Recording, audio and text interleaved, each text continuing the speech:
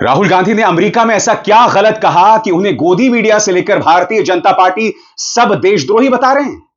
सबसे बड़ी बात, जो बात राहुल गांधी ने चुनाव आयोग के बारे में अमेरिका में बॉस्टन में जाकर कही, वो इससे पहले वही बात भारत में कह चुके हैं। और सबसे बड़ी बात, उनके उन सवालों का जवाब आज तक चुनाव आयोग ने पूछा नहीं। गोदी मीडिया ने प्रधानमंत्री कार्यालय के हिरेन जोशी द्वारा डिक्टेट किए गए टूलकिट के नतीजे में, उसके परिणाम में राहुल गांधी को देशद्रोही तक बता दिया है दोस्तों। मगर हां, यही गोदी मीडिया चुनाव आयोग से कभी सवाल नहीं पूछेगा। चुनाव आयोग जिसने बार बार यह प्रमाणित किया है कि वो भारतीय जनता पार्टी के सामने नतमस्तक हैं, अगर राहुल गांधी बॉस्टन में जाके, अमेरिका के शहर बॉस्टन में जाके चुनाव आयोग पर सवाल उठा रहे हैं, तो वो देशद्रोह नहीं है। मैं आपको बताता हूं देशद्रोह क्या है। जब देश के प्रधानमंत्री देश के मूल्यों को ताक में रखकर डोनाल्ड ट्रंप के लिए वोट मांगते हैं, वो देश की सोच के साथ गद्दारी है। जब आप विदेशी जमीन पर जाके कहते हैं कि एक जमाना होता था जब हम जो भारत में रहते थे ये कहते थे कि हम कहां आ गए, क्या हो गए। जब देश का प्रधानमंत्री इस तरह की बातें करता है ना, उसे देशद्रोह कहा जाना चाहिए। मगर मुद्दा वो नहीं है। आज कांग्रेस प्रधानमंत्री नरेंद्र मोदी के इस बयान का सहारा ले रहा है जिसमें उन्होंने विदेशी जमीन पर जाकर कहा था कि हम किस देश में आ गए हैं। उन्हें इस बयान का सहारा लेने की कतई जरूरत नहीं थी। आज मुद्दा यह है कि चुनाव आयोग पर सवाल उठेगा। राहुल गांधी वही बात देश में कह रहे थे और अब अगर विदेश में कह रहे हैं तो वो देशद्रोह नहीं हो जाता है। जिस तरह से कल से भारतीय जनता पार्टी और उसके पालतू मीडिया ने राहुल गांधी के खिलाफ दुष्प्रचार चलाया है दोस्तों, यह वाकई हैरत में डाल देने वाला है। आज यह सही मायने में राहुल गांधी का अग्निपथ है। सबसे बड़ी बात, वो चुनाव आयोग जो सुधरने का नाम नहीं लेता, वो चुनाव आयोग जो कभी भी प्रधानमंत्री नरेंद्र मोदी, योगी आदित्यनाथ, अमित शाह के ऊपर कार्रवाई नहीं करता, वो चुनाव आयोग जिसने आज तक राहुल गांधी के 3 सवालों का जवाब नहीं दिया, उस चुनाव आयोग की अगर आलोचना विदेशी जमीन पर हो तो इसमें क्या गलत है। सबसे पहले दोस्तों, मैं आपको नजारा दिखाना चाहता हूं किस तरह से राहुल गांधी का स्वागत बॉस्टन में हुआ, अमेरिका में हुआ। यह तस्वीर देखिए और फिर मैं आपको बतलाने वाला हूं कि दरअसल राहुल गांधी ने चुनाव आयोग के बारे में कहा क्या। I request you to join me in welcoming Mr. Rahul Gandhi ji, whose presence here this afternoon is an inspiration to all of us. Everyone, a heartfelt round of applause in recognizing our leadership and his dedication to India's future. Everyone, for Mr. Rahul Gandhi ji. जी हां दोस्तों, राहुल गांधी ने क्या कहा जिस पर इतना बवाल मचा हुआ है, मैं आपको बतलाना चाहता हूं। अमेरिका के बॉस्टन में एक कार्यक्रम में लोकसभा में नेता प्रतिपक्ष और कांग्रेस सांसद राहुल गांधी ने भारत में चुनावी प्रक्रिया में गड़बड़ी का आरोप लगाया। उसके बाद भाजपा के कई नेता उन पर हमलावर हैं। न्यूज एजेंसी पीटीआई के मुताबिक राहुल गांधी ने महाराष्ट्र विधानसभा का हवाला देते हुए आरोप लगाया कि चुनाव आयोग समझौता कर चुका है और सिस्टम में कुछ गड़बड़ है।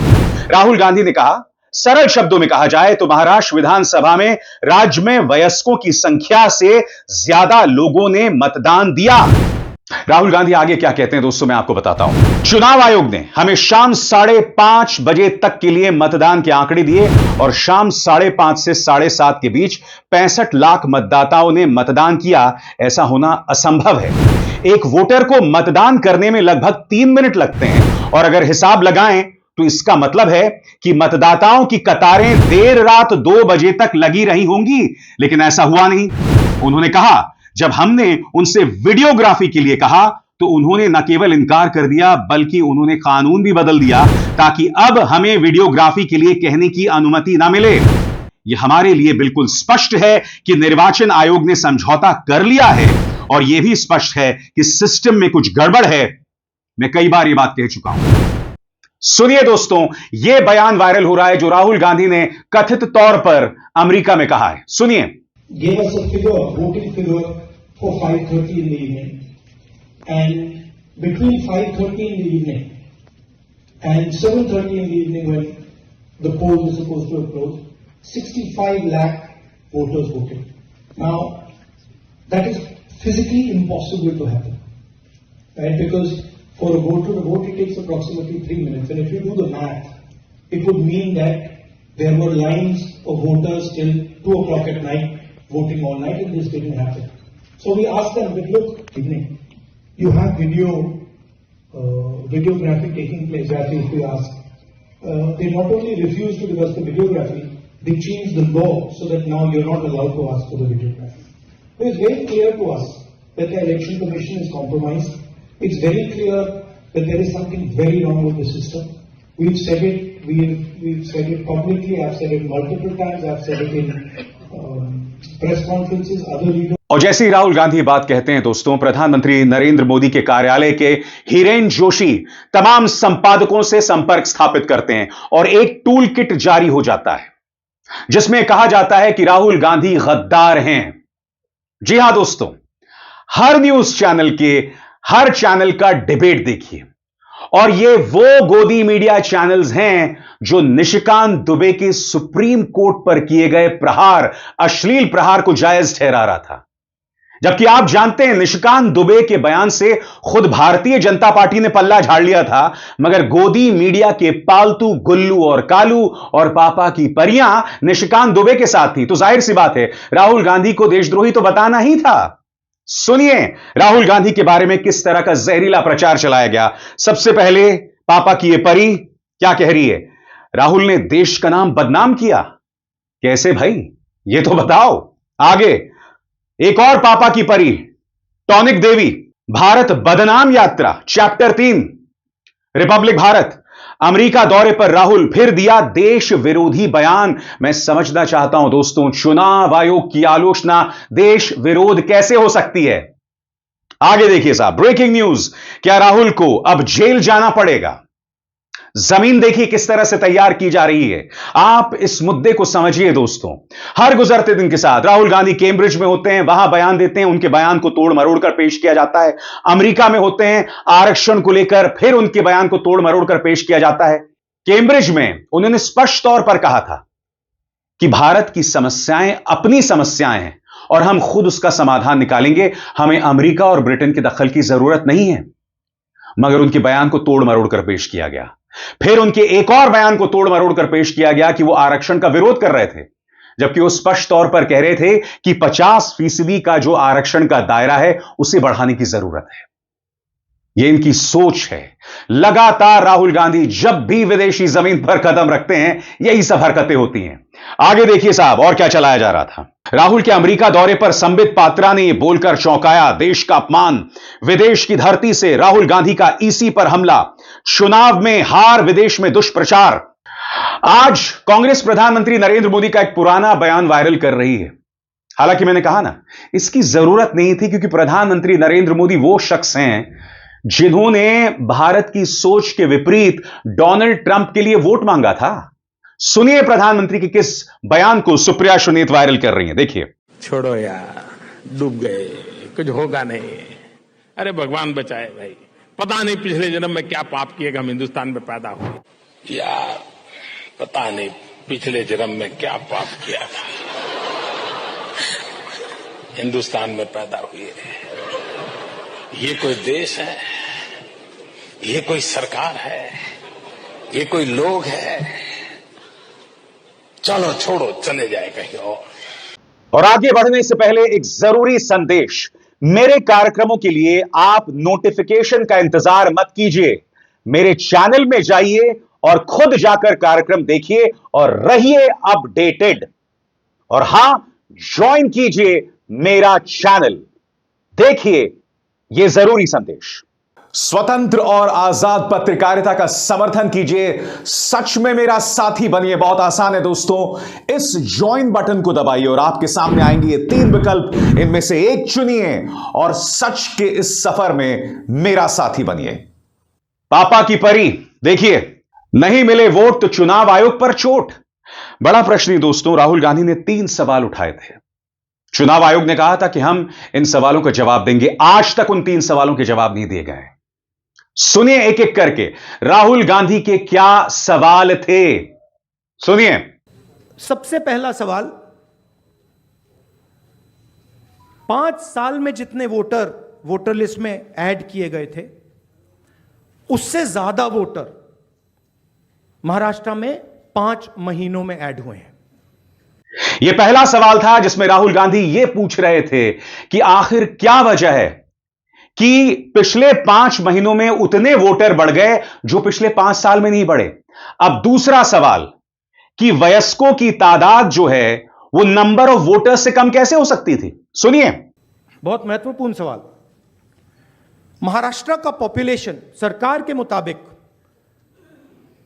महाराष्ट्र का अडल्ट पॉपुलेशन सरकार के मुताबिक 9.54 करोड़। महाराष्ट्र का adult population 9.54 crore. Election commission के मुताबिक महाराष्ट्र में 9.7 करोड़ वोटर्स हैं। इसका मतलब इलेक्शन कमीशन कह रहा है, देश की जनता को कह रहा है, देश के युवाओं को कह रहा है कि महाराष्ट्र में एडल्ट पॉपुलेशन से ज्यादा वोटर्स हैं। अब तीसरा सवाल कांती विधानसभा सीट को लेकर, सुनिए उन्होंने क्या कहा। तीसरा सवाल, यह एक उदाहरण है। कामती विधानसभा, यहां पे कांग्रेस पार्टी को लोकसभा में 1.36 लाख वोट मिला है। विधानसभा में तकरीबन उतना ही वोट हमें मिला, 1.34 लाख। यह चुनाव हम जीते, लोकसभा वाला। लोकसभा के चुनाव में बीजेपी को 1.19 लाख वोट मिलता है। इस कंस्टिट्यूएंसी में 35,000 नए वोटर्स ऐड होते हैं और वो 35,000 के 35,000 वोटर सीधे बीजेपी के खाते में जाते हैं और बीजेपी चुनाव जीतती है। यह एक उदाहरण है, ऐसे महाराष्ट्र में अनेक उदाहरण हैं। क्या इन सवालों के जवाब अब तक चुनाव आयोग ने दिए हैं? और सबसे बड़ी बात, इन दो नेताओं को देखिए, बीएल संतोष, निशिकांत दुबे, ये दोनों पूर्व मुख्य चुनाव आयुक्त एसवाई कुरैशी पर धार्मिक आधार पर हमला बोल रहे हैं।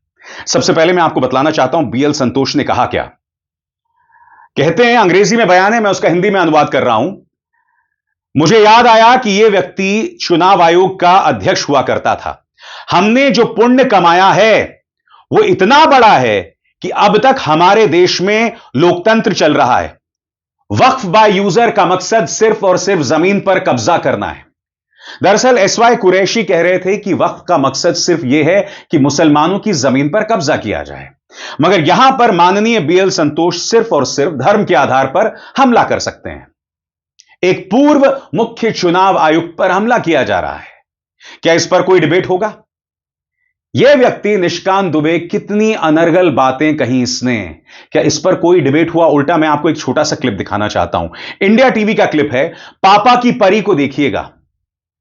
वहां पे भाजपा समर्थित पत्रकार तक कह रहे हैं कि निशिकांत दुबे ने जो कहा वो गलत है, मगर पापा की परी क्या कह रही है आप खुद सुनिए दोस्तों, जिससे आपको पता चलेगा कि राहुल गांधी के खिलाफ टूल किट क्यों चलाया जाता है। आज की तारीख में भाजपा के नेता जहर उगलने लगे, कैमरे के सामने अपराध करें, ये पापा की परियां, ये मीडिया के गुल्लू और कालू उसे जायज ठहराएंगे। और स्वाभाविक सी बात है, राहुल गांधी पर हमला शुरू हो गया है। संबित पात्रा ने अपने चिर परिचित अंदाज में उन्हें देशद्रोही करार दिया है। सुनिए वो क्या कह रहे हैं। विदेश की भूमि में जाकर भारत पर इस प्रकार हमले करने वाला राहुल गांधी याद रखे कि वो 50,000 की बेल पर बाहर है, वो गुनहगार है, वो भ्रष्ट है, उसने चोरी की है, डकैती की है। नेशनल हेराल्ड का केस चोरी का केस नहीं है, डकैती का केस है। 5,000 करोड़ की प्रॉपर्टी का मात्र 50 लाख रुपए देकर और 440 करोड़ रुपए का इनकम टैक्स गबन करके उसे चोरी और भ्रष्टाचारी नहीं कहते हैं, वो डकैती होती है। मां बेटे ने डकैती की है और डकैती करने के बाद इनकी इतनी हिम्मत है कि विदेश की भूमि में जाकर आप हिंदुस्तान के लोकतंत्र के ऊपर उंगली उठाते हैं। राहुल गांधी, आपसे नहीं हो पाएगा हिंदुस्तान में राजनीति, तो जाकर के किसी और देश से चुनाव लड़िए, मगर जिस थाली में खाते हैं अगर उस थाली में आप छेद करेंगे तो आप देशद्रोही कहलाएंगे। You are traitor. Rahul Gandhi traitor हैं। उसी तरह से गिरिराज सिंह जो सिर्फ और सिर्फ वाहियात बयान देते हैं, उनका बयान आपके स्क्रीन पर कहते हैं, गिरिराज सिंह ने कहा राहुल गांधी को इस तरह की बातें करने के लिए इस्तीफा दे देना चाहिए। उन्होंने पत्रकारों से कहा राहुल गांधी देश के हित चिंतक नहीं हैं, देश के अंदर प्रधानमंत्री को गाली देते हैं और देश के बाहर देश को गाली देते हैं। केंद्रीय मंत्री ने कहा राहुल गांधी को इस्तीफा दे देना चाहिए। तो स्वाभाविक सी बात है दोस्तों, जब महाराष्ट्र पर राहुल गांधी ने सवाल उठाया तो महाराष्ट्र के मुख्यमंत्री देवेंद्र फडणवीस को भी मैदान में उतरना था। इसलिए मैंने कार्यक्रम की शुरुआत में कहा कि एक टूल किट है जिसे जारी किया प्रधानमंत्री कार्यालय के इस शख्स हिरेन जोशी ने। क्या कहते हैं देवेंद्र फडणवीस, आपके स्क्रीन पर।